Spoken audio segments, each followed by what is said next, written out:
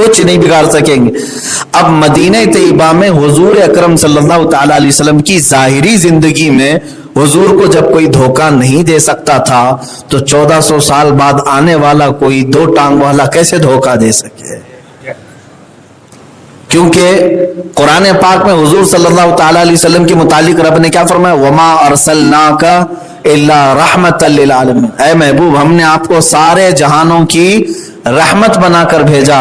حضور پر رحمت ہونا الگ بات ہے، حضور سراپا رحمت ہیں، اللہ تعالیٰ کی پوری رحمت ہی آپ ہیں۔ تو یہاں سے بات صاف ہو گئی کہ حضور صلی اللہ تعالی علیہ وسلم کو کوئی کبھی دھوکہ دے ہی نہیں سکے گا، کیونکہ ہمیشہ اللہ کا فضل اور اس کی رحمت حضور کے ساتھ ہے۔ دوسری بات یہ بھی رب تعالیٰ نے فرمایا کہ ایک گروہ دھوکہ دینا چاہتے ہیں کہ تمہیں دھوکہ دے دے، وما یضلون الا انفسهم، ساتھ میں اللہ تعالیٰ نے فرمایا اور وہ اپنے ہی آپ کو بہکا رہے ہیں، وما یضرونک من شیء، تمہارا کچھ نہیں بگاڑ سکیں گے۔ یہ بھی صاف ہو گیا۔ حضور صلی اللہ تعالیٰ علیہ وسلم کے محفوظ ہونے کا جو عقیدہ ہمیں دیا ہے قرآن نے، پہلی بات تو یہ ہے کہ حضور کبھی بہکیں گے نہیں۔ دوسری جگہ بھی سورہ نجم میں بھی اللہ تعالیٰ نے فرمایا وما ينطق عن الهوى، کبھی وہ اپنی خواہشات سے کوئی بات ہی نہیں کرتے، ان هو الا وحی یوحی، جو کچھ بھی بولتے ہیں وہ وحی خدا سے بولتے ہیں۔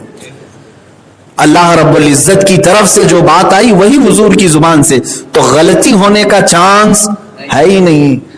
اسی لیے امام اہل سنت فاضل بریلوی رضی اللہ تعالیٰ عنہ نے فرمایا جس کی ہر بات وحی خدا، وہ زبان جس کو سب کن کی کنجی کہیں، اس کی نافذ ریاست پہ لاکھوں سلام۔ حضور پاک صلی اللہ تعالیٰ علیہ وسلم کی زبان پاک سے جو کچھ بھی نکلتا ہے وہ کیا ہے؟ وحی الہی ہے، اللہ کی طرف سے وہی ہوتی۔ اب ایک تو حضور کے محفوظ ہونے کا اللہ نے یہ یقین کے ساتھ بتا دیا، اللہ کا فضل اور اس کی رحمت ہمیشہ حضور کی حفاظت میں ہے۔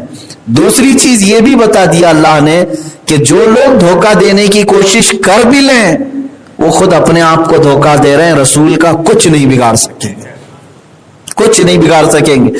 اب مدینہ طیبہ میں حضور اکرم صلی اللہ تعالی علیہ وسلم کی ظاہری زندگی میں حضور کو جب کوئی دھوکہ نہیں دے سکتا تھا تو 1400 سال بعد آنے والا کوئی 2 ٹانگ والا کیسے دھوکہ دے سکے؟ صرف اور صرف اس کا وہم و گمان ہو سکتا ہے، خیال ہو سکتا ہے، لیکن رسول کریم صلی اللہ تعالی علیہ وسلم کو دھوکہ دینے کی کوشش کرنا خود اپنے آپ کو دھوکے میں ڈالنا ہے۔ اور ایک جگہ پر اللہ تعالیٰ نے فرمایا پہلے ہی پارے میں، آپ کو میں بات بتاتا ہوں مزے کی، پہلے پارے کے دوسرے ہی صفحے میں آپ کو یہ آیت مل جائے گی، یخادعون اللہ والذین آمنوا وما یخدعون الا انفسهم، وہ اللہ کو دھوکہ دینے کی کوشش کرتے ہیں۔ کافروں کے بارے میں آیت آئی ہے، اللہ کو دھوکہ دینے کی کوشش کرتے ہیں اور مومنین کو دھوکہ دینے کی کوشش کرتے ہیں۔ وما یخدعون الا انفسهم، اور وہ اللہ کو کچھ نہیں دھوکہ دے سکتے بلکہ وہ خود اپنے آپ کو دھوکہ دے رہے ہیں۔ اب یہاں پر بات دیکھیے، میں آپ کو نکتے کی بتاتا ہوں۔ کوئی کافر جتنے بھی ہیں وہ مدینے میں جن کے متعلق یہ آیت آئی، منافقین کے بارے میں یہ آیت ہے، میں نے غلطی سے کافروں کے متعلق کہا، منافقین کے بارے میں یہ آیت جو پہلے پارے کی ابھی میں نے پڑھا، وہ اللہ کو دھوکہ دینا چاہتے ہیں مگر وہ خود اپنے آپ کو دھوکہ دے رہے ہیں۔ یہ آیت توجہ ہے لفظ پر، قرآن کہہ رہا ہے وہ اللہ کو دھوکہ دینا چاہ رہے ہیں۔ کوئی منافق مدینے میں وہ اللہ کو کہاں دھوکہ دے رہا تھا؟ وہ جو کچھ بھی دھوکہ دے رہے تھے وہ حضور کو دھوکہ دینے کی کوشش کر رہے تھے، حضور کو دھوکہ دینے کے پلان بناتے تھے، لیکن قرآن میں اللہ نے کیا فرمایا؟ وہ اللہ کو دھوکہ دینے کی بات کر رہے ہیں۔ پتہ یہ چلا کہ جو رسول کو دھوکہ دینے کا پلان کرتا ہے وہ در حقیقت اللہ کو ہی دھوکہ دینا چاہتا ہے، اور اللہ تعالیٰ نے حضور صلی اللہ تعالیٰ علیہ وسلم کا ذکر نہیں فرمایا یہاں پر کہ منافقین حقیقت میں کس کو دھوکہ دینے کی بات کر رہے تھے؟ حضور کو، لیکن آیت میں حضور کا نام نہیں دیا، اللہ نے فرمایا ڈائریکٹ اللہ کو دھوکہ دینے کی بات کر رہے ہیں۔ اسی لیے مسلمانوں یاد رکھو، جس نے نبی کے ساتھ غداری کی اس نے اپنے خلاق عالم کے ساتھ غداری کی ہے۔ بے وفائی جس نے اپنے رسول کے ساتھ کی وہ در حقیقت اپنے پیدا کرنے والے کے ساتھ بے وفائی کر رہا ہے۔ قرآن نے اللہ نے یوں فرما دیا کہ جو رسول کے ساتھ دھوکہ کرنے کی کوشش کرتے ہیں وہ در حقیقت اللہ کو دھوکہ دینے کی کوشش کرتے ہیں، لیکن ہوتا کچھ بھی نہیں، وہ خود اپنے آپ کو دھوکہ دے لیتے ہیں۔ اب سنیے، یہاں سے ایک عقیدہ ملتا ہے۔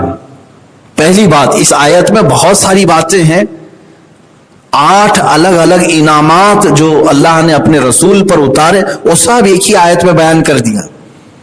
وَلَوْلَا فَضْلُ اللَّهِ عَلَيْكَ، اگر اللہ کا فضل آپ پر نہ ہوتا، یعنی فضل اللہ کا رسول پر ہے، وَرَحْمَتُهُ، اور اللہ کی رحمت ہے، یہ دوسرا انعام ہے۔ پھر ایک جماعت آپ کو دھوکہ دے دیتی لیکن وہ نہیں دے سکتے، آپ محفوظ ہیں۔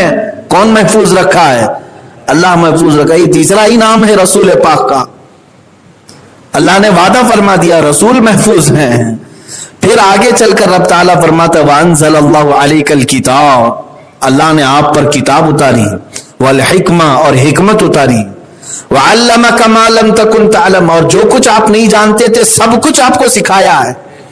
وَكَانَ فَضْلُ اللَّهِ عَلَيْكَ عَظِيمًا، یہ اللہ کے سب سے بڑے فضل میں سے آپ پر ہے، جو کسی اور کو نہیں دیا گیا وہ سب رسول کو دے دیا گیا۔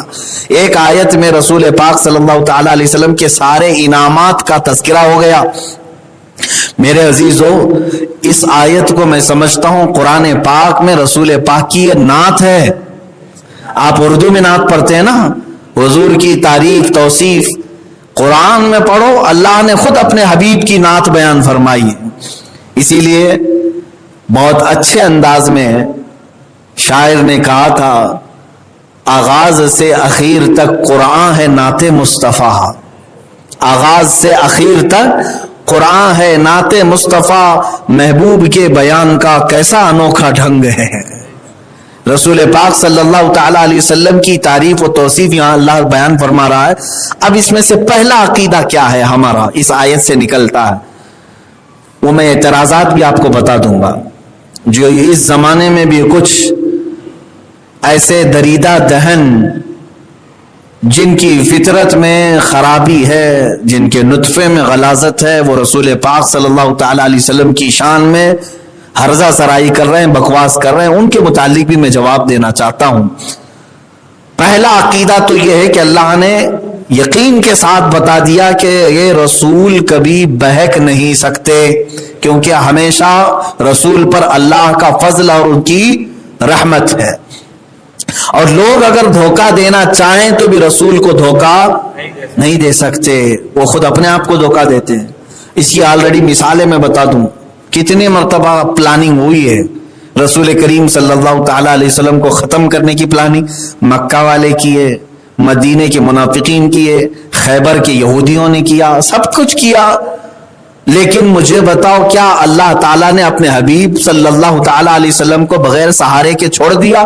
کیونکہ اس کا وعدہ ہے، رسول صلی اللہ تعالیٰ علیہ وسلم محفوظ ہیں، جسمانی طور پر بھی اللہ نے حفاظت کا ذمہ لیا ہے، روحانی طور پر بھی ذمہ لیا ہے۔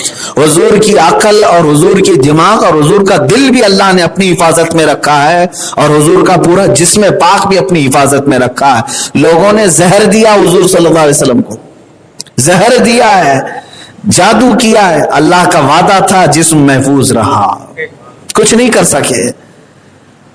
عزیزان گرامی، ایک مرتبہ ایسا ہوا کہ پہلے تو وہ بات تو معلوم ہی آپ کو، مکہ والے قتل کرنے کے منصوبے سے پورے گھر کو گھیرا کر لیے تھے، پورے لوگ تلواریں لے کر، ہر خاندان کا ایک آدمی حضور کے گھر کے اطراف کھڑے تھے، رات جیسی ہوگی اندر داخل ہوں گے، قتل کریں گے۔ اللہ کا وعدہ ہے اپنے رسول کی حفاظت کا۔ حضور صلی اللہ تعالی علیہ وسلم کو اسی وقت حکم ہوا کہ آپ یہاں سے نکلیں، ہجرت فرمائیں۔ نہ رسول کریم صلی اللہ تعالی علیہ وسلم نے یہ پوچھا کہ ان پورے جتھے کے درمیان جو شہد کے چھتے کی طرح سے، مکھیوں کی طرح گھر کے ارد گرد منڈلا رہے ہیں، ان کے بیچ میں سے کیسے جاؤں؟ نہیں، وہ رسول کا بھی یقین کامل تھا کہ اللہ کا وعدہ ہے، وہ میری حفاظت پر معمول ہے۔ حضور پاک صلی اللہ تعالی علیہ وسلم کو حکم ہوا تھا، آپ یاسین شریف کی تلاوت کرتے ہوئے کچھ کنکریاں کچھ مٹی اپنے ہاتھ میں لیا اور پھینک دیا. انہی کے درمیان میں سے حضور صلی اللہ تعالی علیہ وسلم تشریف لے گئے.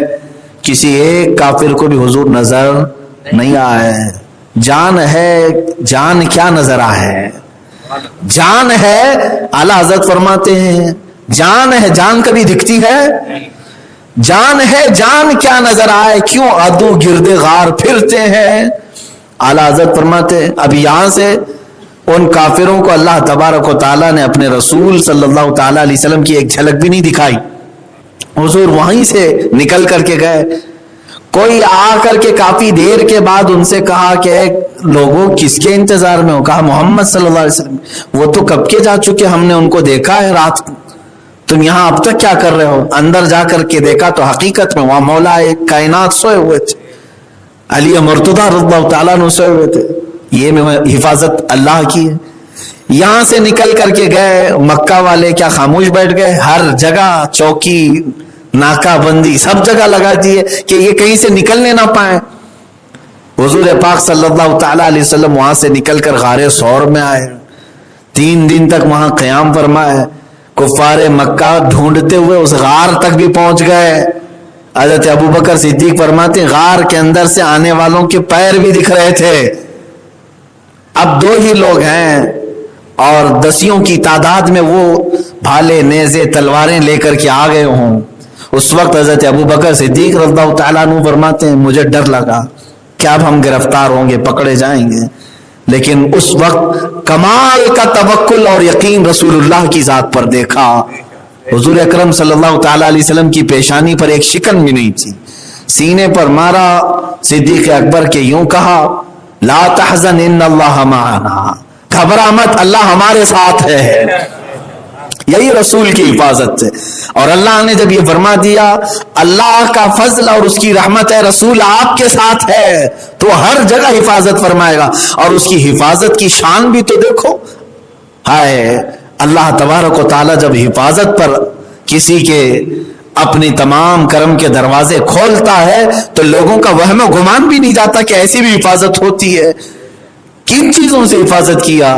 غار کے اطراف فرشتوں کو اتار دیا کہ فرشتے اتر کے کھڑے ہو جاؤ, میرا رسول غار ثور کے اندر موجود ہے.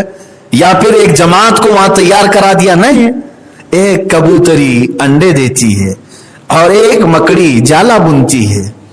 مکڑی جالا بنتی ہے غار کے دروازے پر اور ایک کبوتری انڈے دیتی ہے. مکہ میں یہ عام خیال تھا جہاں کبوتری انڈے دیتی ہے لوگ آنا جانا نہیں کر رہے ہوں گے کافی دنوں سے, تبھی تو انڈے دے رہی ہے. انسانوں کی چلت پھرت جہاں ہوتی ہے کوئی پرندہ انڈے کیوں دے گا وہاں پر راستے پر؟ تو کافی دنوں سے کوئی آیا نہیں ہے اس لیے کبوتری نے انڈے دی.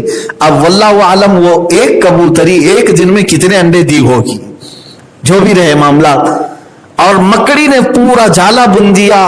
اور یہ بھی عام تصور ہے جہاں مکڑی کا جالا ہوتا ہے انسان کا آنا جانا کافی دنوں سے نہ ہوا ہوگا تبھی مکڑی جالے اتنے بن چکی ہوگی. گھروں کا بھی یہی حال ہے, زیادہ دن تک نہ جھاڑو تو ہی جالے لگتے ہیں. یا تو پھر اس کا دوسرا معنی یوں سمجھ لیں جالے دیکھیں تو ہم فیصلہ کر لیں گے کافی دنوں سے خالہ نے اماں نے جھاڑو نہیں لگائی ہے. یہی تو کہا جائے گا. گھر میں جھاڑو نہیں لگی ہوگی, جالے صاف نہیں ہوں گے کافی دنوں سے. ایسا نہیں کہ روز بروز مکڑی پورا 1 درجن جالے لگا دیتی ہو, اسے بھی ٹائم لگتا ہے. لیکن اس غار کے دروازے پر ایک ہی دن میں مکڑی نے پورے جالے بنے. 2 ہی چیزیں تھی, کبوتری کے انڈے اور مکڑی کے جالے. کفار مکہ وہاں تک پہنچے دروازے تک اور انہوں نے یہی دیکھ کر کے فیصلہ کیا یہاں بھلا کوئی کیسے آ سکتا ہے. یہاں کبوتری انڈے دے رہی ہے پتہ نہیں کب سے, مکڑی نے جالے بنے ہیں پتہ نہیں یہاں کب سے کوئی نہیں آیا.